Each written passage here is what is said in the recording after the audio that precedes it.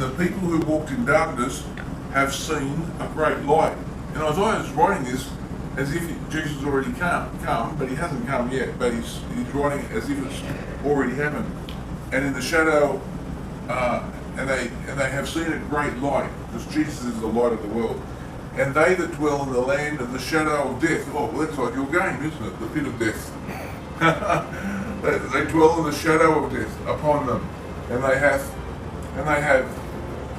the light has shined, and that's Jesus was coming into the world, and it's multiplied by nation and not increased the joy.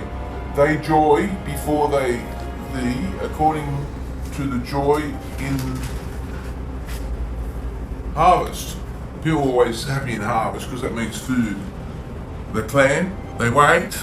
Seed time is when Noah got off the ark, God said to him, "There's going to, while the earth remains, because the earth's got a use-by date. The earth's going to last 6,000 years, 7,000 years, and then he'll roll it up and make a new earth." But when he got off, he said, "While the earth remains, there's going to be seed, time, and harvest." So that's how farming works. And you don't want to be a farmer, you said, do you? Not even an earthworm farmer. For he has broken the yoke of his burden and the staff on his shoulder and the rod of the oppressor, as in the day of Midian. And Midian's another thing. That's, you know who fought the battle of Midian? With the Midianites and that? That was Gideon.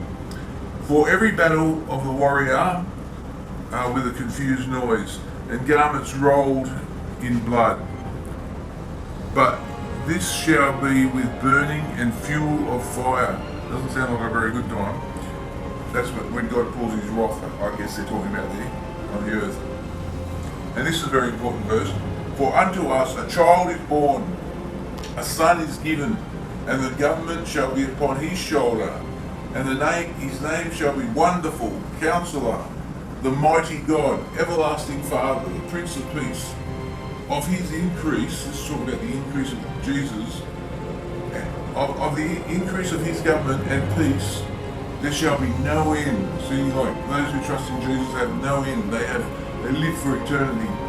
Upon the throne of David, upon the kingdom to order it and to establish it with judgment and justice, and henceforth, even forever and ever, the zeal of the Lord of hosts will perform it. And that's talking again about Jesus. Then it sort of changes the subject a little bit.